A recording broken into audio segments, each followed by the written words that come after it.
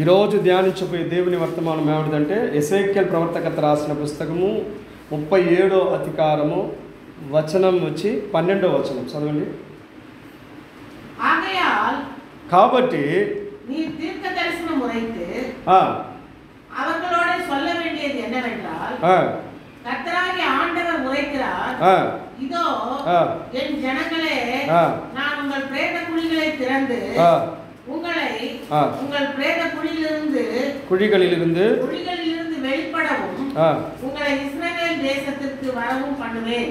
13 கூட சோதரன் 13 கூட. என் ஜனங்களே, நான் உங்கள் பிரேத குழிகளை திறந்து உங்களை உங்கள் பிரேத குழியிலிருந்து வெளிப்பட பண்ணும்போது நான் கர்த்தர் என்று அறிந்து கொள்வீர்கள். இங்கோ நெக்ஸ்ட். என் ஆவியை உங்களுக்குள் வைப்பேன், நீங்கள் உயிரடைவீர்கள். நான் உங்களை உங்கள் தேசத்திலே வைப்பேன், அப்பொழுது நான் கர்த்தர் என்று அறிந்து கொள்வீர்கள். இதை சொன்னேன், இதை செய்வேன் என்றார் கர்த்தர். இதை சொன்னேன், இதை செய்வேன் என்று கர்த்தர் உரைக்கிறார் என்று சொல் என்றார். తెలుగులో ఒక చదవండి.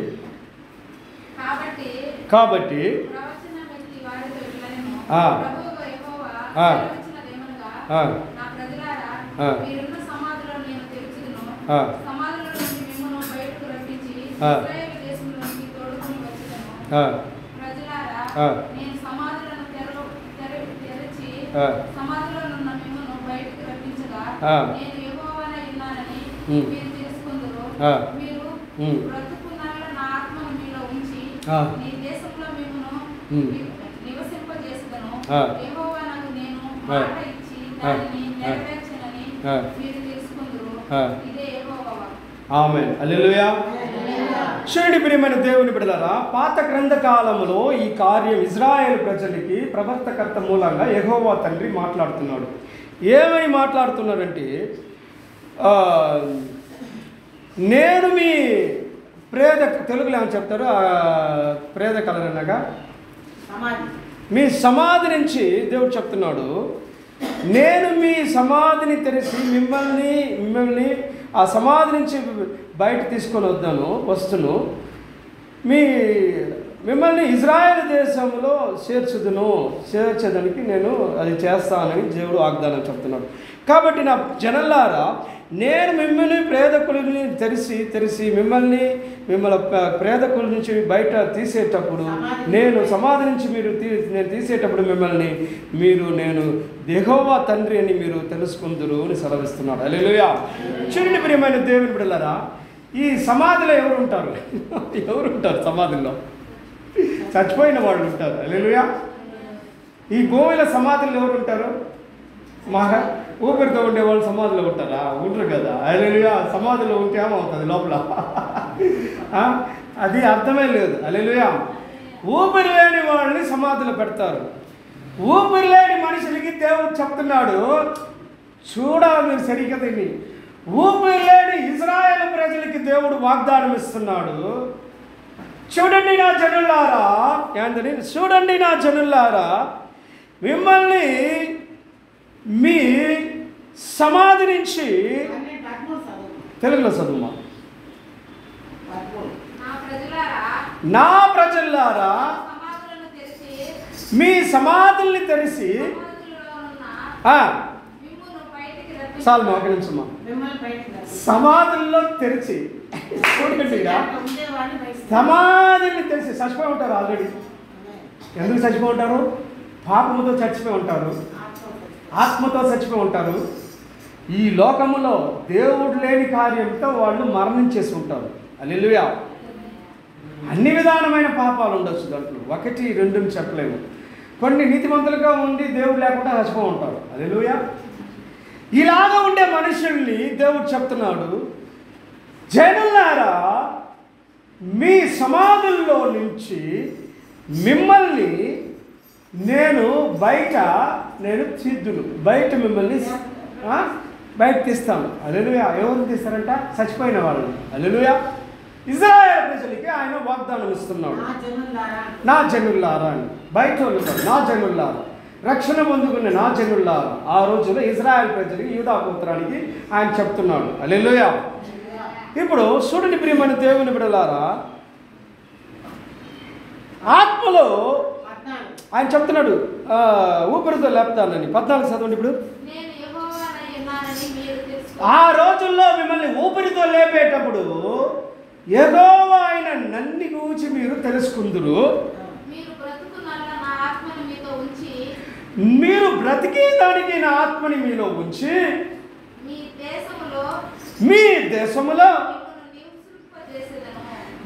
దేశములో మిమ్మల్ని నివసింపచేసుదును.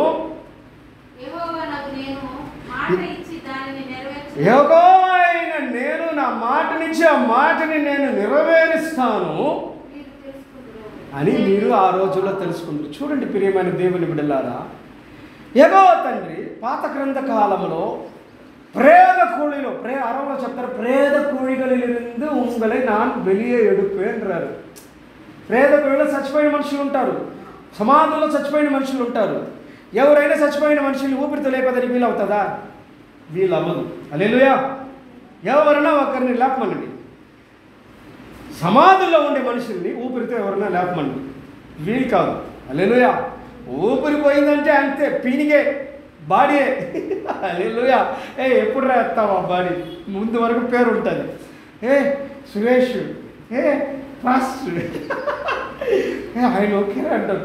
చచ్చిపోయిన అవతల పీనిగిని ఎప్పుడు ఎత్తారు? హల్లెలూయా. బాడీని ఎప్పుడు ఎత్తారు? 2 రోజులు 1 రోజుకి పైన పెడితే స్మెల్ పెట్టేస్తుంది. ఎప్పుడు ఎత్తారు బాడీని? అలాగా ఉండే బాడీని దేవుడు చెప్తున్నాడు. హల్లెలూయా. సమాధుల్లో ఉండే ఇజ్రాయేలు ప్రజల్లారా, ఎవరు? ఇజ్రాయేలు ప్రజల్లారా, మిమ్మల్ని మీ సమాధి నుంచి నేను ఊపిరితో లేపతాను అని చెప్తున్నాడు. హల్లెలూయా. లేపేటప్పుడు నేను ఎవరనేది మీరు తెలుసుకుందురు. నేను చెప్పాను, నేను చేశాను, నేనే యెహోవా తండ్రి అని కడ రోజుల్లో మీరు తెలుసుకుందురు. హల్లెలూయా. హల్లెలూయా.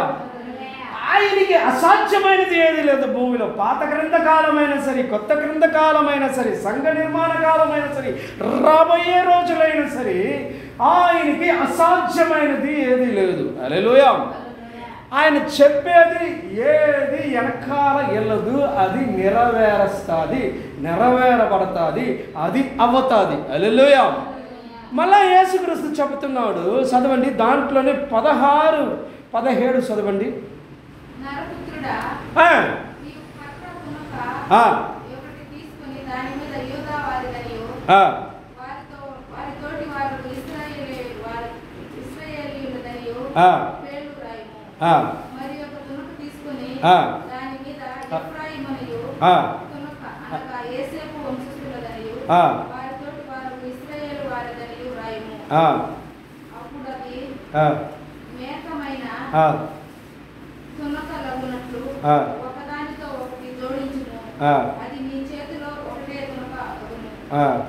చాలండి. చూడండి ప్రియమైన దేవుని బిడ్డలారా, ఇప్పుడు పాత గ్రంథకాలంలో ఇశ్రాయేలు ప్రజలు యూదా గోత్రము తనితనిగా ఉన్నారు. హల్లెలూయా. సపరేట్గా ఉన్నారు. హల్లెలూయా. ప్రవర్తకర్త ఇప్పుడు చెప్తున్నాడు ఏందని, మనుష నువ్వు ఎవరిని ఆయన గురించి చెప్తున్నాడు. కట్ట ఉంటుంది కదా, స్టిక్, నా స్టిక్ని గురించి నాకు దర్శనాలు ఉన్నాయి. ఎవరిని స్టిక్ అని చెప్తారు దాన్ని, అది ఇంకొక రోజు చెప్తాను. ఈ తునకల్ని ఒకటి యూదాకి చేర్చి ఇశ్రాయేలు పుత్రుకును, ఇంకొకటి అది కర్ర తీసుకొని దాంట్లో ఎబ్రాహిముకును దాన్ని చేర్చి ఇశ్రాయేల్ వంశంలోనే నెక్స్ట్నే మోసే, యోసేపు, వీటన్నిటినీ ఒకటిగా చేర్చండి. ఒకటి తీసుకొని ఒకటి మీద ఒకటి కట్టుకుంటే ఒకటిగా మారిపోతుంది. ఇలాగనే దావీదుని డిఫరెంట్గా ఉండే, దూరంగా ఉండే మిమ్మల్ని అందరినీ ఒకటిగా నేను కూర్చి ఒకే చెడులాగా నేను మార్చేటప్పుడు మీకు ఒకే ఒక కాపరిని పెడుతును. హల్లెలూయా. ఆ కాపరి ఎవరంటే దావీదు. హల్లెలూయా. ఆ దావీదు మీకు ఒకే కాపరిగా ఉండి మిమ్మల్ని మేపుతాడు. ఆయన చెప్పేటట్టు మీరు విని ఆయన మాటలకి లోబడి నడుస్తులు, మళ్ళా నేను మిమ్మల్ని అడిచేటప్పుడు మిమ్మల్ని ఆశీర్వదిస్తానని యెహోవా తండ్రి చెప్తున్నాడు. ఎవరిని? చచ్చిపోయిన వారిని. హల్లెలూయా. ఊపిరితో ఉండే వాళ్ళకి కూడా అది తగ్గుతుంది. హల్లెలూయా. చూడండి ప్రియమైన దేవుని బిడ్డలారా, ఇప్పుడు ఒక ఒక ఒక విశ్వాసికి ఒక తండ్రి ఉండాలా. హల్లెలూయా. ఒక చర్చికి ఒక తండ్రి ఉండాలా, ఒక కాపరే ఉండాలా. హల్లెలూయా. 4-5 మంది ఉండకూడదు ఒక విశ్వాసికి. హల్లెలూయా. 4-5 తల్లులు 4-5 తండ్రులు ఉండకూడదు. హల్లెలూయా. అది వేరే మీనింగ్ అయిపోతుంది. హల్లెలూయా. ఆత్మీయ తండ్రి ఒకరిగా ఉండాలి. హల్లెలూయా. నేను అప్పుడప్పుడు చర్చెస్కి వెళ్ళేటప్పుడు ఇది చెప్తాను, ఒక తండ్రి ఉండాలి, నేను ఒక తల్లి ఉండాలా. అందరి మీద తలకాయలు తీసుకొని వదిలేయబాకండి, తలకాయలు కట్ చేసేస్తాను. హల్లెలూయా. హల్లెలూయా. హల్లెలూయా. వాతావరణం తెలియదు వాళ్ళకి. హల్లెలూయా. ఎవరి పరిస్థితి ఎవరిది క్లియర్గా తెలియదు వాళ్ళకి. హల్లెలూయా. చూడండి ప్రియమైన, ఇక్కడ దావీదుని నేను మీకు మంచి కాపరిగా ఏర్పరుస్తాను. హల్లెలూయా. దావీదుని మిమ్మల్ని మేపేదానికి మంచి కాపరిగా నేను మిమ్మల్ని ఆయన్ని ఏర్పరుస్తాను. ఆయన చెప్పినట్టు మీరు నడవండి. ఇప్పుడు వాక్యం 23 చదవండి. దాంట్లోనే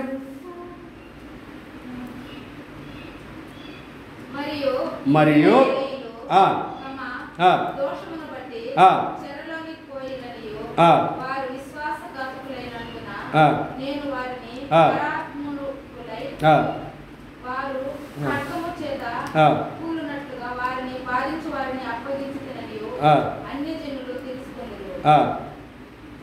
మన నెక్స్ట్ వాళ్ళని నేను శుద్ధం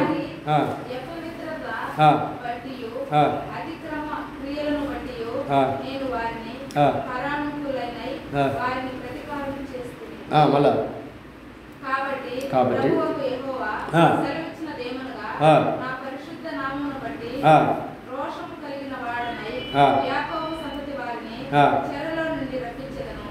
వెరీ గుడ్. నెక్స్ట్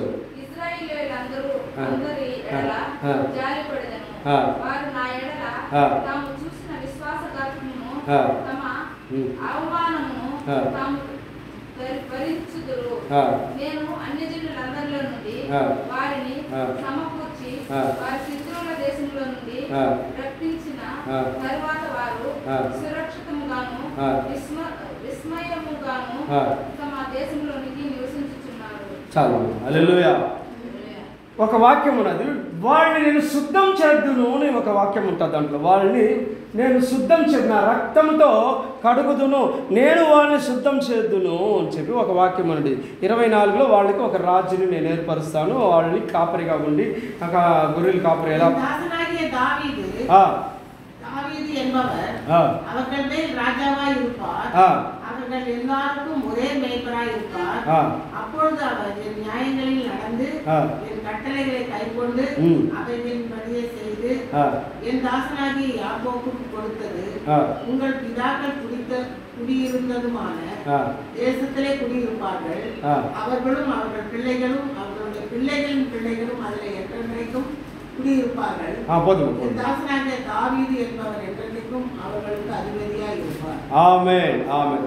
చూడండి, పాత గ్రంథ కాలంలో దావీదుని గురించి అక్కడ చెప్తారు. దావీదు వచ్చి యేసుక్రీస్తు దావీదు వంశంలో కొత్త నిబంధన కాలంలో జన్మిస్తున్నాడు. హల్లెలూయా. పాత గ్రంథ కాలంలో దావీదు అక్కడ ఇజ్రాయేల్ ప్రజల్ని మంచి కాపరిగా ఉండి నడిపిస్తున్నాడు. హల్లెలూయా. ఆ దావీదు ఎవరంటే యెహోవా తండ్రికి నచ్చిన స్నేహితుడు. హల్లెలూయా.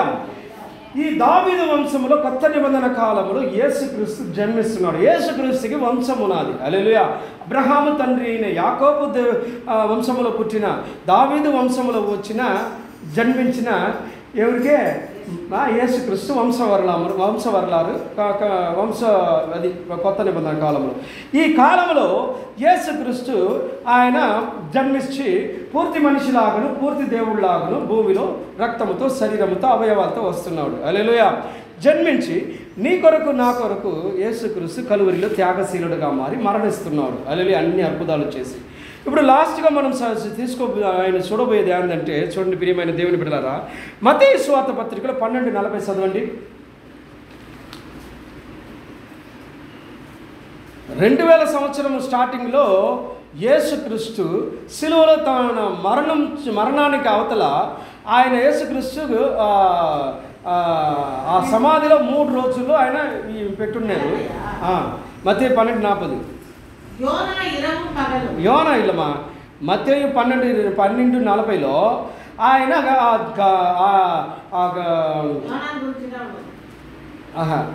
నేను చెప్పేస్తాను. 3 రోజులు ఆయన ఆ సమాధిలో ఉన్నాడు. అవతల దేవుడు తన కుమారుని మర్చిపోయిన మనుషుల నుంచి ఊపిరితో లేపుతున్నాడు. మత్తయి 28వ అధికారం మనం చదువుకోవచ్చు. మళ్ళా పరిశుద్ధమైన ఆత్మతో దేవుని పుత్రుడని మరణించిన దాని నుంచి ఆయన ఊపిరితో లేపి ఆయన బలమైన తండ్రి అని, ఆయన శక్తి కలిగిన తండ్రి అని, ఆయన రూపాంతరమైన తండ్రి అని, ఆయన బలముతో ఊపిరితో లేచాడని రూపింపబడిన దేవుని కుమారుడని అక్కడ సెలవీయబడుతున్నది. రోమర్ 1:5 చదవండి. రోమర్ 1:5 ఫినిష్ అయిపోతున్నాను. ఇంకొంచెం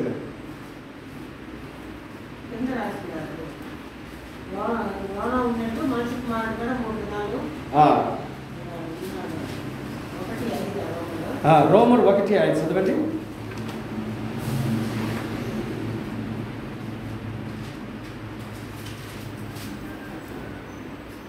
மாம்சத்தின்படி தாவீதின் சந்ததியிலே பிறந்தவரும் பரிசுத்தமுள்ள ஆவியின்படி தேவனுடைய சுதன் என்று மரித்தோரிலிருந்து உயிர் தெரிந்ததினாலே బలమాయ రూపించబడ్డ దేవునిమాయి இருக்கிறார்.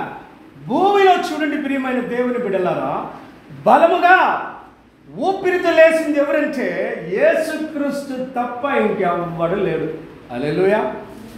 మీరు ఏ హిస్టరీ అయినా చదువుకోవచ్చు, ఏ సైంటిస్ట్ అయినా ఉండొచ్చు, మీరు 5000 సంవత్సరం అయినా సరే, ఈ 2000 సంవత్సరం ముందైనా సరే, ఈ రోజు వరకు చరిత్రాన్ని మీరు చూడొచ్చు.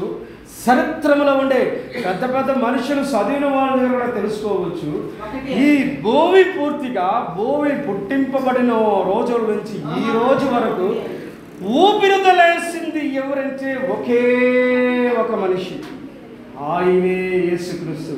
బలమైన తండ్రి ఆయన, రూపింపబడిన సాక్షిగా ఇవ్వబడిన తండ్రి, ఊపిరితో లేచిన ఒకే తండ్రి యేసుక్రీస్తు. దేవుని పుత్రుడని కూడా ఆయన స్ట్రాంగ్గా ఈ ప్రపంచానికి సాక్షిగా భూమిలో లేచాడు. హల్లెలూయా. ఆయన లేచినప్పుడు చూడండి, ఆయన ఊపిరితో లేచినప్పుడు కేబాకి దర్శనమయ్యాడు. రెండోది 12 మంది శిష్యులకి దర్శనమయ్యాడు. మూడవది 500 మందికి పైన దర్శనమయ్యాడు. హల్లెలూయా. మొట్టమొదటిగా ఆయన పెట్టబడిన ఆ సమాధిలో వెళ్ళేటప్పుడు ఆ సమాధి ఓపెన్ అయిపడిందంట. పెద్ద రాయి, మనుషులు తోయలేరు. ఒక దేవత పరలోక రాజ్యం నుంచి వచ్చి అది లైట్ చేతులు అట్ట అంటున్నది.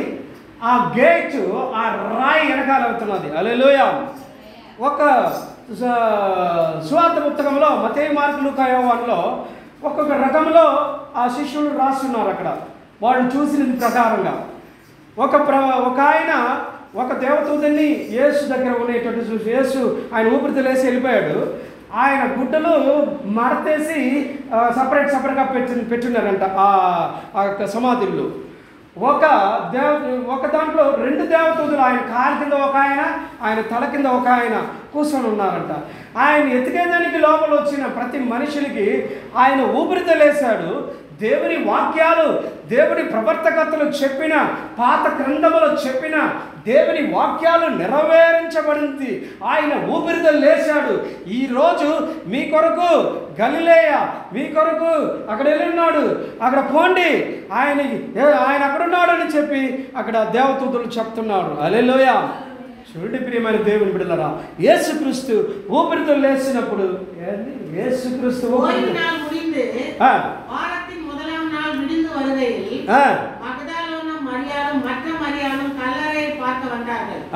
அப்பொழுது பூமி மிகவும் அதிரும்படி கர்த்தருடைய தூதன் வானத்திலிருந்து இறங்கி வந்து வாசலில் இருந்த கல்லை புரட்டி தள்ளி அதன் மேல் உட்கார்ந்தான். அவனுடைய ரூபம் மின்னலை போலவும் அவனுடைய வஸ்திரம் உறைந்த மழையை போலவும். పోదు చూడండి, నేను దేవదూతల్ని దర్శించున్నాను. హల్లెలూయా. ఎవరిని? సాధారణమైన మనిషి నేను, దేవదూతలు నాకు ప్రత్యక్షమై ఉన్నారు. హల్లెలూయా.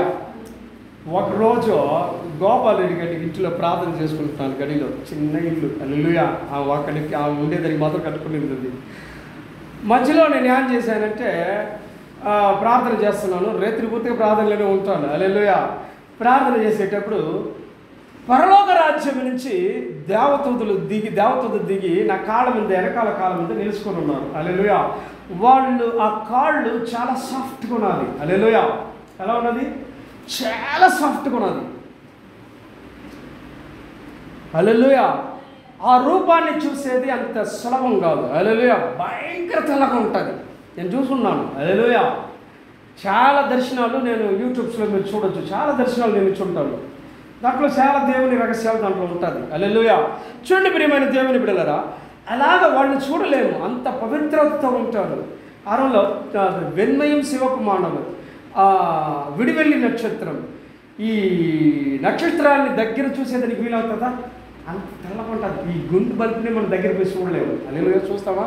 చూడలేము. దానికైనా వాళ్ళు చాలా తెల్లగా ఉంటారు. ఆ గుడ్లు అట్లా ఉంటాయి, వాళ్ళ వస్త్రాలు అలా ఉంటాయి, వాళ్ళ దేహం అలా ఉంటాయి. అలాగ ఉండే ఒక దేవత వచ్చి ఆ కళ్ళని అట్టు తోస్తున్నది.